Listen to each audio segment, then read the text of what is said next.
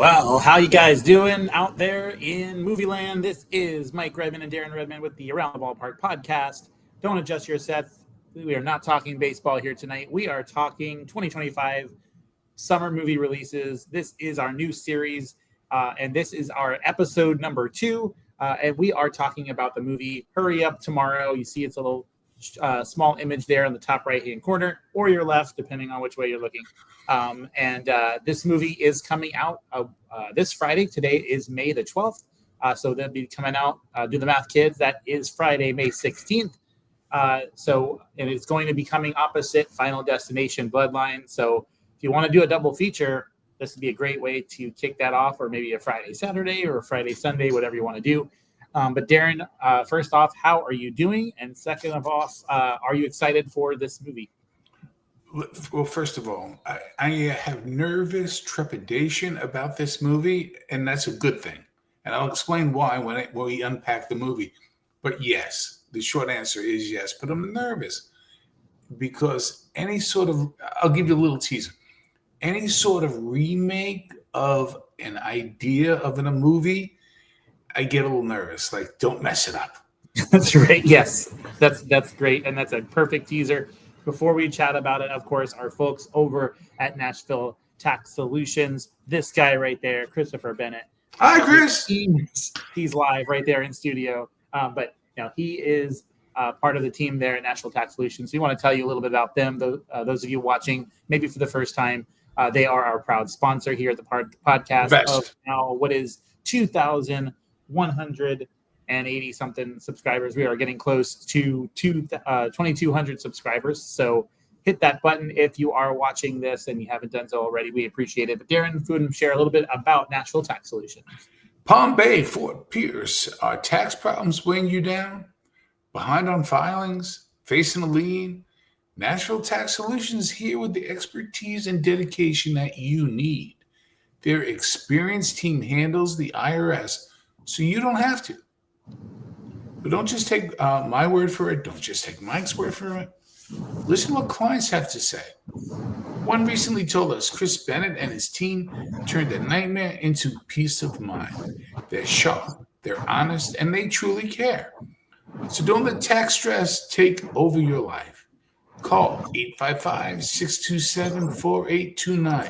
Visit NashvilleTaxSolutions.com or email info@NashvilleTaxSolutions.com today. Nashville Tax Solutions, real help and real results. Thank you, Darren, and thank you, Nashville Tax Solutions. And so we are going to once again put that up there for the movie Hurry Up Tomorrow. As we said earlier, comes out this Friday. And so we are here to kind of just not dissect the movie because it hasn't come out yet, right? But we are going to chat about it. And just to get our early thoughts of what we've seen. So before we do that, let me go ahead and just give a quick synopsis. Plagued by insomnia, a musician gets pulled into a nightmarish odyssey with a stranger who begins to unravel the very core of his existence. So this movie, of course, as you know, is tied into The Weeknd with Abel. And Jenny Ortega's in the film as well, but is based around The Weeknd there. And just some backstory in terms of my experience. I was fortunate enough 2 years ago, I think it was, went to Halloween Horror Nights, and I'm used to hearing, IPs, which IP is an IP house is a house of a movie franchise, of a TV franchise, and then they have original ideas as well. So back 2 years ago, we're getting the list of the houses, and they mentioned that The Weeknd is having a house at Halloween Horror Nights, and I was very confused, and I really enjoy the house. The atmosphere outside, of course, they played their main song on loop, but it really set the tone. Even though it was a long line, we heard the song 62 times. It set the tone for what you're about to go through. And so in my head, with minimal teaser preview that I've seen, and sorry, folks, we can't show on this live stream the actual movie trailer. That's frowned upon. Or on this recording, it's frowned upon. But so going through that house, I have in my mind what I expect the movie to be, just based on that experience. So I'd have to maybe show you video of that sometime. But Darren, just kind of open things up with the chatter on this movie. What can somebody expect? Because if you watch this trailer, you can be completely confused, like what in the world is going on. Well, a couple of things. In the last Joker movie, which was just horrible, and because nobody knew that it was a musical or some of the other things, they need to understand that, as you mentioned with The Weeknd, that this is an American musical psychological thriller. So know that going in. And that's because it might surprise you if you don't like musicals, that there's or musical scores, throughout a movie. You need to know that. Jen Ortega is an amazing actor. She is really, really good at everything that she does. She brings an A game all the time. So that should be interesting. And it's a companion to The Weeknd's sixth studio album. So this is going to launch that album as well. A couple of things that I kind of alluded to a little bit earlier. It sort of has a feel of Misery, if you know Stephen King's book and movie Misery. So I'll leave it there. I'm a little concerned about that. We'll see. What are your thoughts? Well, I love the tie-in to the album. Like, I think that's interesting. It's kind of like it's like the storyline there, and so. But yes, I have hesitation. I definitely am someone. I have never been influenced by a preview or a review after the movie comes out and said, okay, I'm not seeing it now. Like, it doesn't matter how bad something is, I'm still going to, or how praised it is, I'm going to go and give my own opinion. I think a lot of times no one will admit, I based my stuff on what I hear from others, but people do. But for me, if I'm a fan of a franchise, I'm going to see the thing, no matter how bad. If they made another Jaws tomorrow, as bad as Jaws 3 and 4 were, if they made another one tomorrow, I would be there, So, but what I want to share, so with this movie that's coming out, just some early thoughts. I wanted to kind of dive in because, of course, it hasn't come out yet. So it's not like, I think there's been some early screenings and stuff, but it's comments that are coming through. It's a visionary movie, emotional, imaginative. Social media reactions are praising the thriller. A lot of people said it was cool to see the different dynamic and chemistry with the characters. And don't worry, folks, this is a non-spoiler preview, not giving anything away here. But helps see the album in a different light. And some mentioned that if you watch Schultz stuff prior, the pacing and how the story moves will feel similar. But there's a lot in the one word that I hear. If you Google, reviews, early screening reviews, is a lot of room for interpretation. So that could be a really good thing, or that can be a bad thing, depending on how you look at things. Same with will never be, in my opinion, and I think you could agree, there'll never be a more an ending of a sitcom or a series or a movie or whatever like The Sopranos, where it was completely left for interpretation. On you could have absolutely just butchered, they butchered this, how could they, and that was brilliant, but. And talk about interpretation, the way that ended. Well, how do you think Sopranos ended? I still to this day go back and forth, and I don't think I think that it's as obvious as they made it out to be. But I think it's cool that there are other things. I think he was, it ended with him getting hit and whacked and taken out. And that was it. But I know that seems too easy. But that's the brilliance of the ending is. I'll never be right and I'll never be wrong. But I think it was. It's interpretation. Yeah. Yeah. And you know how I thought it ended, right? Oh, let's share with the listeners. I'll get for myself. No, it was. That was more rhetorical, anyway. I know. So final season, episode 1. Him and his brother-in-law. I won't say his nickname on the show.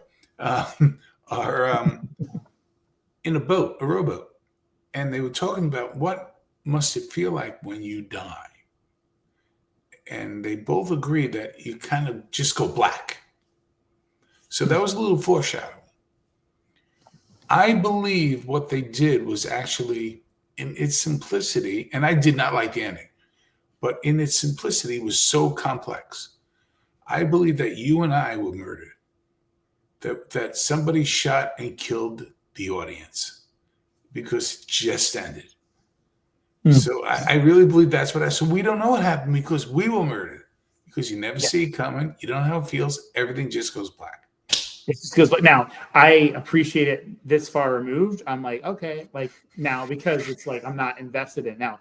Right. Seinfeld, completely different story. Like I love that. That's one of my, but oof, that was so bad. But some people may think it was great. Now, did you see the ending of Curb Your Enthusiasm? Yeah, I did. So they kind of. So you saw they tied it.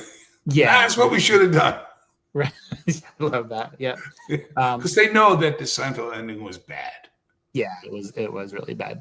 But kind of unique. There are going to be some other movies that come out, but with this Hurry Up Tomorrow, kind of not that it's exactly like at all like Final Destination Bloodlines. Kind of interesting. We're kind of getting like that October movie vibe here in the middle of May, kind of kicking off the summer thing. But it's kind of cool in a way. Before some of your younger kid audience movies come out just a week later, and we'll get to that on future episodes of this series.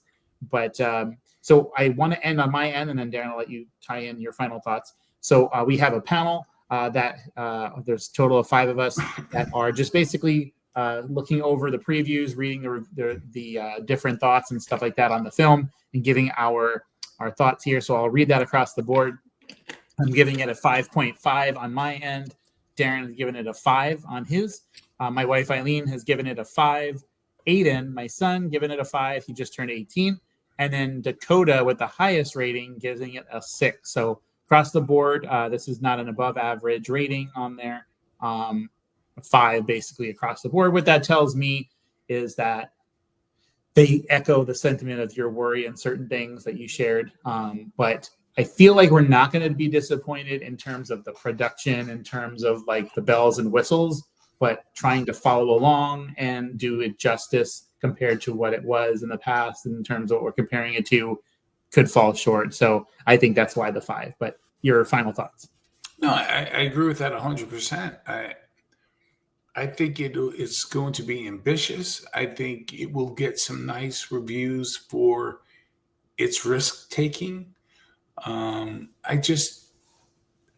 little cautious about kind of reimagining a storyline that we've kind of seen, though I am finding it interesting that this is based, at least the character that the Weeknd plays, based on some real life events that he went through when he lost his voice at SoFi Stadium. So that will be interesting. Though I know we have to run and wrap up, but I need to ask you, you kind of talked about it when we talked about another review that we did, Final Destination, that Mike Myers is your go-to. What is it about that character that really interested you? So there's a few things. Number one, the simplicity of the opener of the first movie. It's just the pumpkin and some credits, basically opening credits. But it was just so ominous, so dark, and it starts off like silence. And there's just something to that. It sets the tone. You can imagine yourself like just in that moment, like, oh my God, like the terror, some of the greatest music. I love, and the corniness. Like, I love the fact that like no one thinks that like the guy's proven all he's going to do is walk, right? So, but no one can outrun this guy. He just shows up everywhere and never trips everywhere.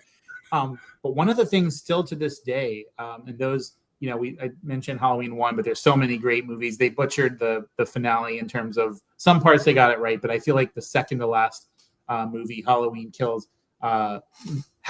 could have done things better where they had the whole town together and taken them out. I think that would have been a great way to end it rather than leave the finale for what it was.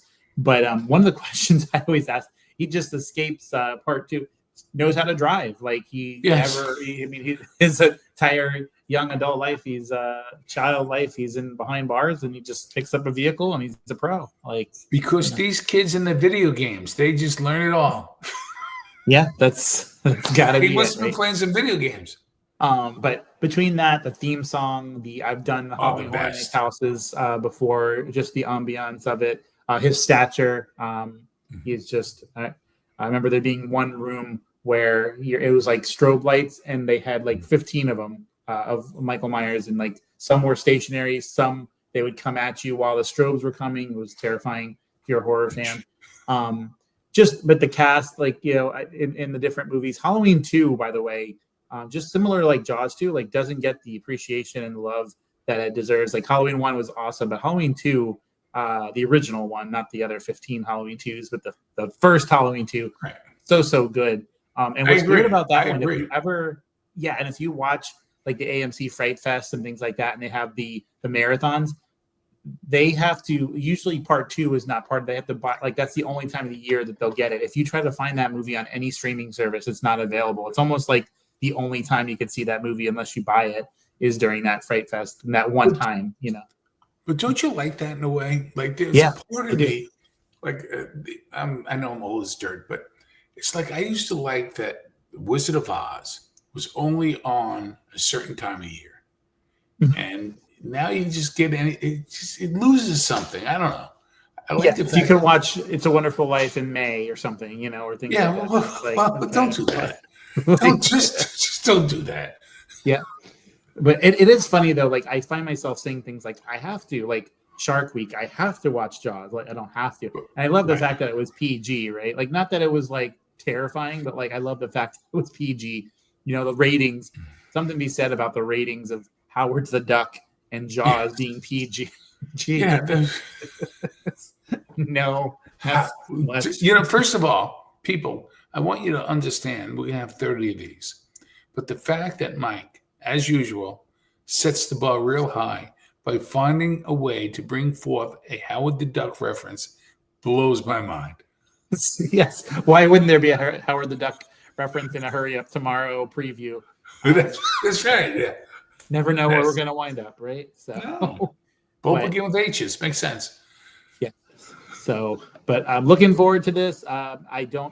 If I had to choose for opening weekend, if I had to see one or the other, I don't necessarily. I think I would find a way. Just not that they're similar in any way, but I would think I would find a way to see them both in the same weekend, just to because I'm curious. Even though I may be disappointed, I'm curious to see the presentation. And like Darren said, Jenny Ortega always knocks it out of the park, and some of the other cast in that movie as well.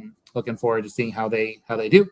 So. Thank you guys for watching this episode number 2 of the summer movie previews for 2025.